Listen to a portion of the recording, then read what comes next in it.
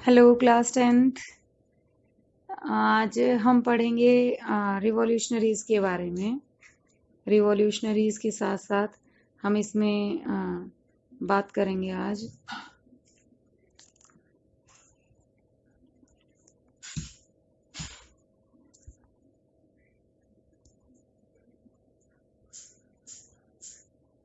As of revolution 1830-1848 की बात करते हैं।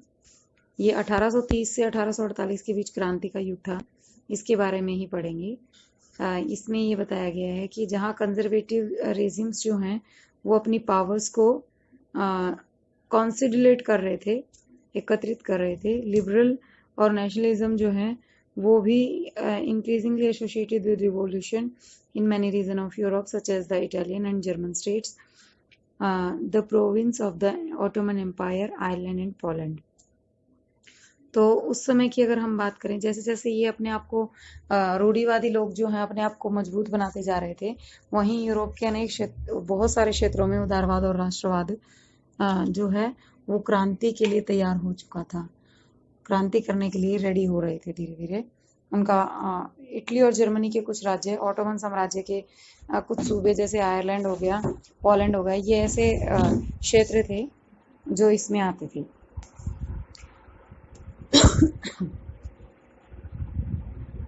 These revolutions were led by the liberal nationalists belonging to the educated middle class elite, among whom were professors, school teachers, clerks and members of the commercial middle class.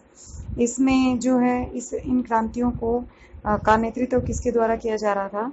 उदारवादी जितने भी थे उनके द्वारा किया जा रहा था, जिसमें खास करके मिडिल क्लास लोग थे, प्रोफेसर हैं, स्कूल टीचर्स हैं, क्लर्क हैं और जितने भी कॉमर्शियल क्लास है वो सारी इसमें शामिल थी। The first upheaval took place in France in July 1830। 1830 में पहली बार जो है 1830 में जो है पहली बार विद्रोह किया गया था, उपद्रव हुआ था। बुर्बो राजा थे, बुर्बन, जिन्होंने 1815 के बाद हुई रूढ़िवादी जो लोग हैं उन्होंने 1815 में कंजर्वेटिज्म आ गया था, उनको जो है बर्बन राजा को जो कर दिया गया था, पावर्स दे दी गई थी और उदारवादी क्रांतिकारियों को जो है उन्होंने हटा दिया था। उनकी जगह एक संवैधानिक राजतंत्र स्थापित किया गया था। संवैधानिक राजतंत्र का मतलब था कि रिवॉल्यूशनरी जो कॉन्स्टिट्यूशनल मोनार्ची जो है तैयार कर दी गई थी विद ल्यूइंस जो है फिलिप अध्यक्ष थे इनके, उन्होंने अध्यक्षता की थी इसकी। और इसमें ये है व्हेन फ्रांस स्नीजेस, तब फिलीपींस अध्यक्ष बन गए थे।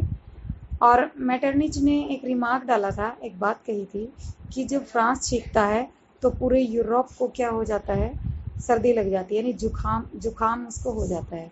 The July revolution sparked an uprising in Brussels which led to Belgium breaking away from the United Kingdom of the Netherlands. इन्होंने कहा कि जुलाई क्रांति से ब्रेसलेस में भी विद्रोह काफ़ी ज़्यादा बढ़ गया था और उसी के कारण यूनाइटेड किंगडम जो है, जिसके कारण क्या हुआ, United Kingdom of the Netherland से अलग हो गया था। नीदरलैंड और यूनाइटेड किंगडम दोनों ने, बेल्जियम जो है वो अलग हो गया था इनसे। An event that mobilized nationalist feelings among the educated elite across Europe was the Greek War of Independence. एक ऐसी घटना हुई जिसने राष्ट्रवादी भावनाओं को जो है एजुकेटेड जो जितना शिक्षित वर्ग है उसके अंदर संचार कर दिया था। वो था ग्रीक यानी यूनान लोगों का जो स्वतंत्रता का युद्ध था।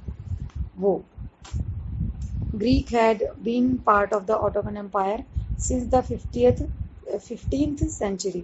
15वीं शताब्दी से ही जो है ग्रीक यूनान जो है वो ऑटोमन एम्पायर का हिस्सा था। The growth of revolutionary nationalism in Europe sparkled of a struggle. जो ग्रोथ है रिवोल्यूशनरी नेशनलिज्म की, क्रांतिकारी जो राष्ट्रवाद है उसकी धीरे धीरे क्या हो रहे, वो बढ़ रहा था। Sparkled of A struggle for independence amongst the Greek which begins in 1821।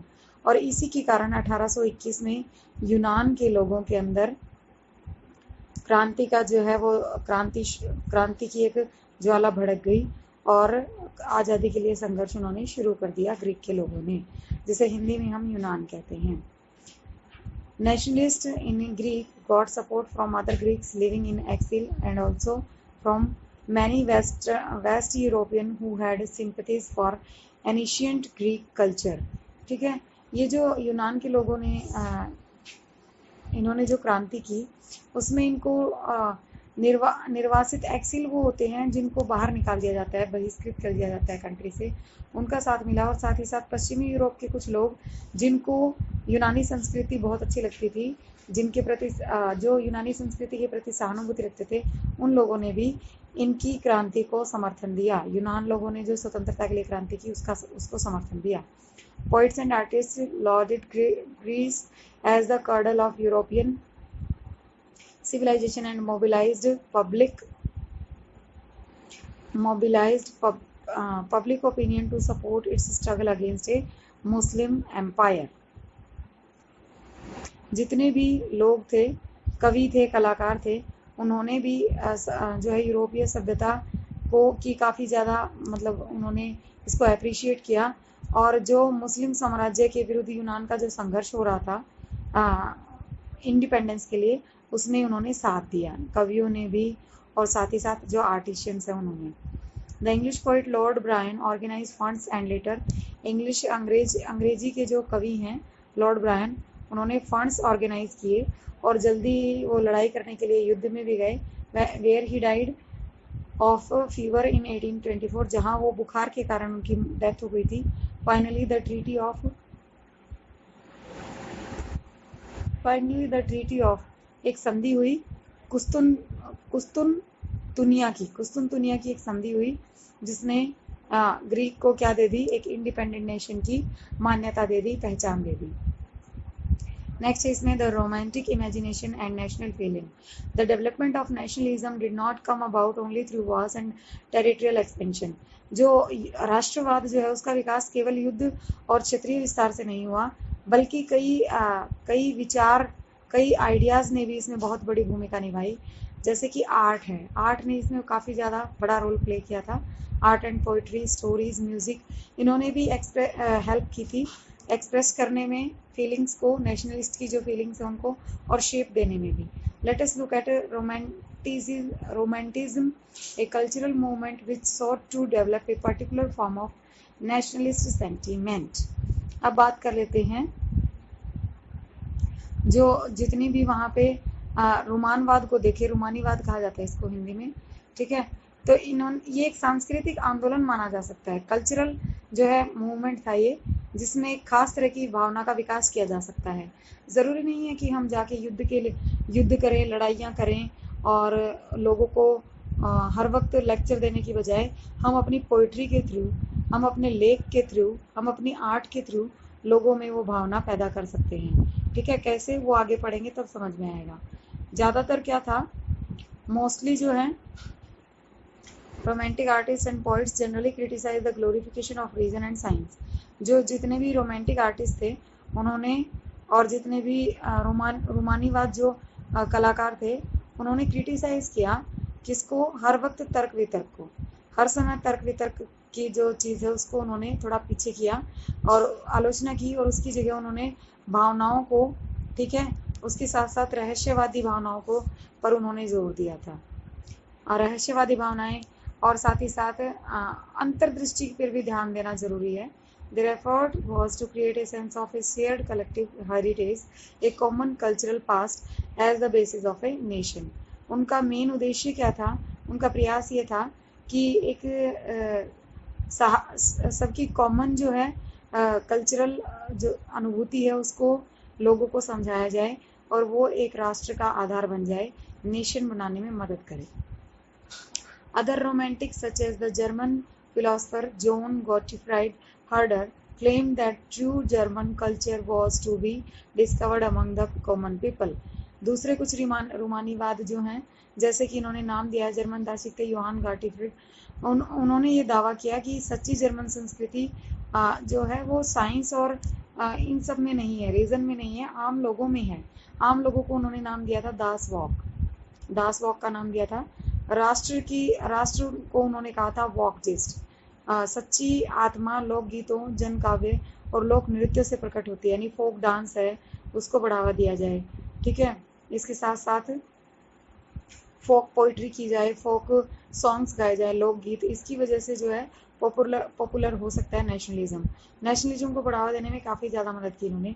So collecting and recording these forms of folk culture was essential to the project of nation building। और इसीलिए इन्होंने अपना क्या ध्येय बना लिया कि अगर हमें राष्ट्र निर्माण करना है तो हमें फोक कल्चर को इकट्ठा करना है, और प्रोजेक्ट का इसको ज़रूरी हिस्सा माना जाने लगा, बहुत ज़्यादा आवश्यक मानना शुरू कर दिया गया। ठीक है, इसमें ऊपर फिगर नंबर 8 में आपको एक जो है दिया एक पेंटिंग दिखाई गई है। ये पेंटिंग क्या बता रही है? ये पेंटिंग बता रही है, ये बनाई गई थी फ्रांसीसी चित्रकार के द्वारा, देला क्रोआ के द्वारा, जिन्होंने एक महत्वपूर्ण घटना को इसमें दिखाया है। इसमें ये चित्रित किया गया है कि तुर्क जो थे, जितने भी मुस्लिम्स थे, उन्होंने काफ़ी सारे ग्रीक्स को मार डाला था, 20,000 के आसपास ग्रीक्स को मारा था।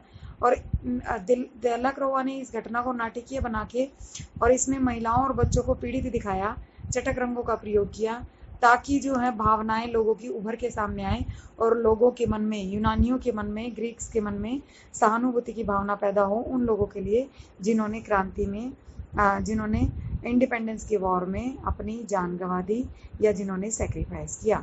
ठीक है, इन 2 पेजेस को मैंने एक्सप्लेन कर दिया है, इसको आप अच्छे से पढ़ेंगे। नेक्स्ट वीडियो में आपको अगले 2 पेजेस एक्सप्लेन किए जाएंगे। Thanks, have a nice day.